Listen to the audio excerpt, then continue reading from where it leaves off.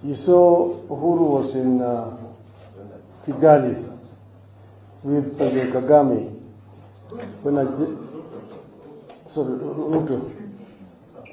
Ruto was in Kigali with President Kagame 2 days ago when a reporter asked him the question of what's happening here. Then he went to length to try to explain an issue called handshake. They don't want. This handshake has been in the mouths of these people for a long time. Oh, what was Azimio wanataka tu msumukati, nataka handshake and so on. Now I want you guys to know where this handshake came from. In 2008, the country was burning. The international community tried to intervene. The then chairman of the African Union, President Kufu of Ghana, came here, talked to us, and talked to Kibaki side. Then they proposed to bring in a mediator.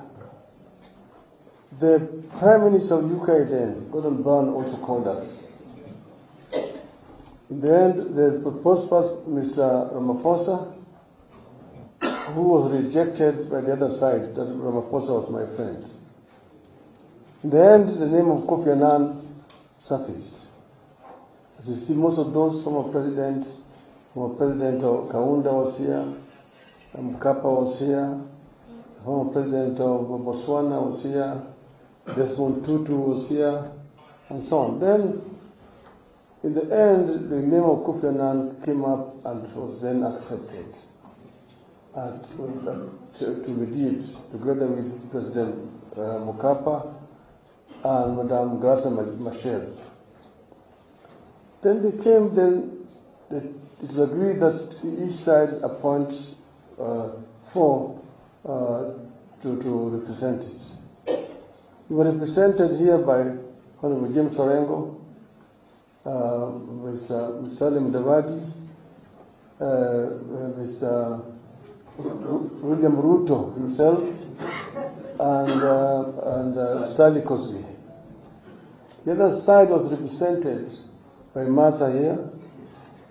The other one was the late Mutula Kilonzo. The other one was Wetangula and Samungeri.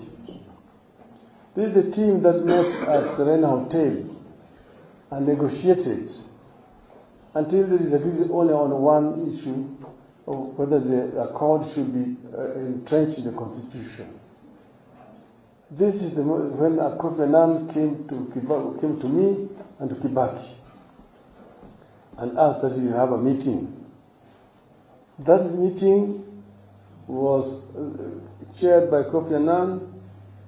President Kikwete was present and President Mkapa. We agreed on that issue.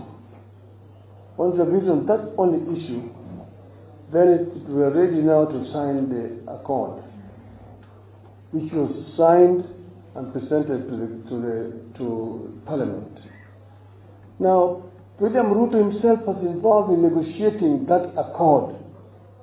Now he says Raila is the author of accord. Then, in 2017,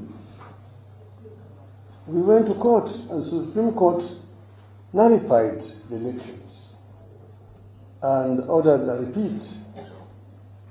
Then we said we went to IBC and we demanded certain reforms to be made before we participated in that election, because they said to go the same way with the same structure will not yield any different results.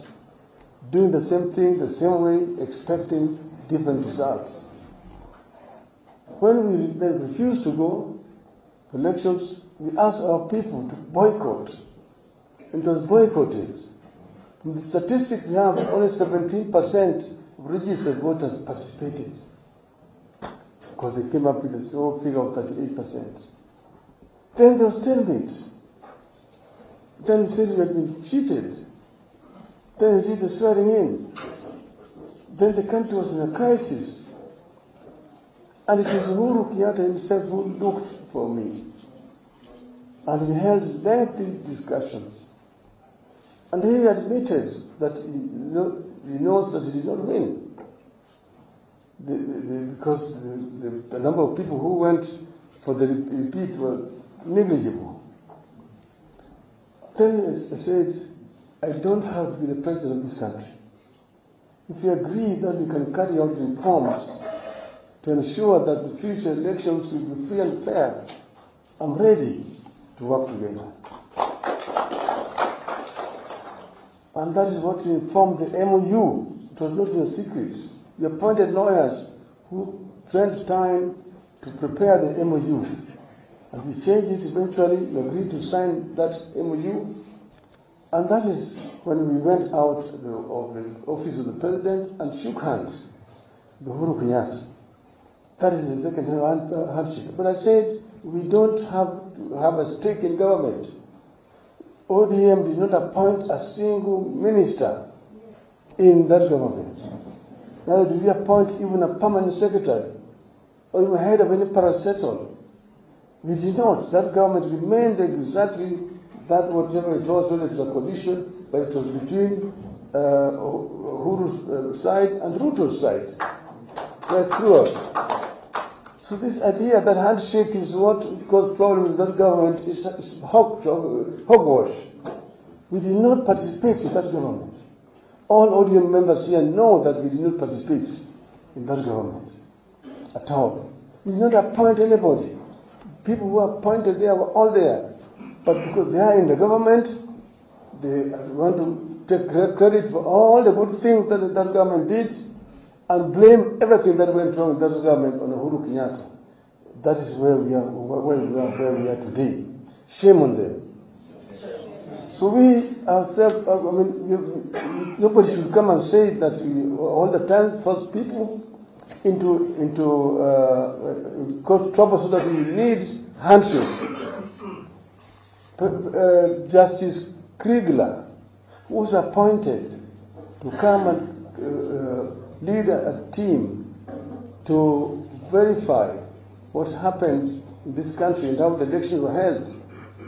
When he came to see me in my office, he told me, Mr. Odinga, I don't see my role here as trying to tell Kenyans who won that election.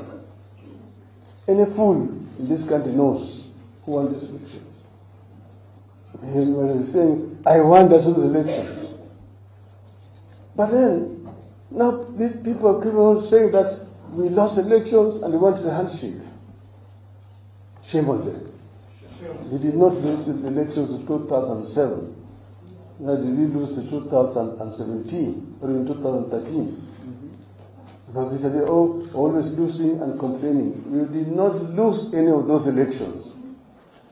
So I don't want to go much further than that. I just want to make that clarification for everybody else that handshake, one of the authors of handshake is none other than President Mr. William Samoei Ruto. The governor of Wajir is there. Where is he? Oh, because it's not okay. He asked me to give him a chance to, because we want to leave to rush to Wajir. But if it's going for prayer, when he comes back, he will do that.